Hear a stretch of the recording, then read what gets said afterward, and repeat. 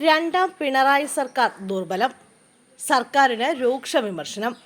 സരിനെ സ്ഥാനാർത്ഥിയാക്കിയതിലും അതൃപ്തി. ആത്മകഥയിൽ തുറന്നെഴുതി ഇ.പി. ജയരാജൻ.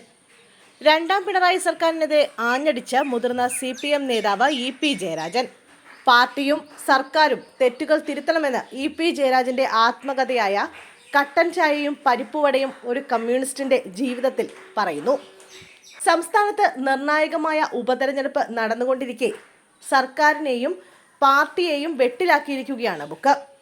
രണ്ടാം പിണറായി സർക്കാർ ദുർബലമാണെന്ന വാദമാണ് ഇ.പി. ജയരാജൻ പുസ്തകത്തിൽ ഉയർത്തിയിട്ടുള്ളത്. തന്റെ ഭാഗം കേൾക്കാതെയാണ് LDF കൺവീനർ സ്ഥാനത്ത് നിന്നും മാറ്റിയത്. വിവാദ വിഷയങ്ങൾ ഉൾപ്പെടെ ഇ.പിയുടെ ആത്മകഥയിൽ പരാമർശിക്കുന്നുണ്ട്. പ്രകാശ് ജാവേദ്കറുമായുള്ള കൂടിക്കാഴ്ച ലോക്സഭാ തെരഞ്ഞെടുപ്പിന് മുമ്പ് ചർച്ചയാക്കിയതിന് പിന്നിൽ ഗൂഢാലോചനയുണ്ട് എന്നും പറയുന്നു. ഇതുകൂടാതെ പി സരിനെതിരെയും ജയരാജൻ രംഗത്തെത്തി. സ്ഥാനമാനങ്ങൾ പ്രതീക്ഷിച്ചു വരുന്നവർ വെയ്യാവേലിയാണെന്നും PV അൻവർ പോലും ഇത്തരം പ്രതീകമായിരുന്നുവെന്നും ഇ.പി. പറയുന്നു. രാഷ്ട്രീയ വിവാദങ്ങൾക്ക് വിശദമായ മറുപടി പറയുന്ന പുസ്തകം DC ബുക്സ് ഇന്ന് പുറത്തിറക്കുമെന്നാണ് റിപ്പോർട്ട്.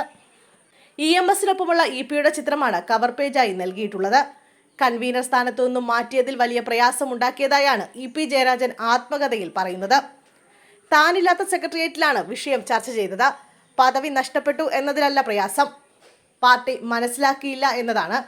കേന്ദ്ര കമ്മിറ്റി അംഗമായ തനിക്കെതിരെ തീരുമാനമെടുക്കേണ്ടത് കേന്ദ്ര കമ്മിറ്റിയാണ്. ഈ വിഷയത്തിൽ പറയാനുള്ളത് കേന്ദ്ര കമ്മിറ്റിയെ അറിയിച്ചിട്ടുണ്ട്. അന്തിമ തീരുമാനമുണ്ടാകേണ്ടത് അവിടെയാണ്. ഉൾപാർട്ടി ചർച്ചയിൽ പറയേണ്ടത് അവിടെ പറയുക എന്നതാണ് കമ്മ്യൂണിസ്റ്റ് ധർമ്മം. എന്നാൽ ഈ വിഷയത്തിൽ പാർട്ടി എടുത്ത തീരുമാനം അണികൾക്കിടയിൽ തെറ്റിദ്ധാരണ ഉണ്ടാക്കി. എത്ര വിമർശനങ്ങൾ ഉണ്ടായാലും പാർട്ടിക്കൊപ്പം നിന്ന് പ്രവർത്തിക്കുമെന്ന് ഇ.പി. ആത്മകഥയിൽ വ്യക്തമാക്കുന്നു. വിവാദ ദല്ലാൽ വിഷയത്തിലും ഇ.പി. തുറന്നെഴുതുന്നുണ്ട്. ശോഭാ സുരേന്ദ്രനെ കണ്ടത് ഒരു പ്രാവശ്യം മാത്രമാണെന്നും LDF കൺവീനർ സ്ഥാനത്ത് നിന്നും മാറ്റിയത് തന്നെ കേൾക്കാതെയാണെന്നും ഇ.പി. എഴുതുന്നു. ദേശാഭിമാനി പത്രം സാന്റിയാഗോ മാർട്ടിനിൽ നിന്ന് പത്രവും ബോണ്ടും വാങ്ങിയത് പാർട്ടി നിർദ്ദേശം മൂലമായിരുന്നുവെന്നും ഇ.പി. എഴുതുന്നുണ്ട്.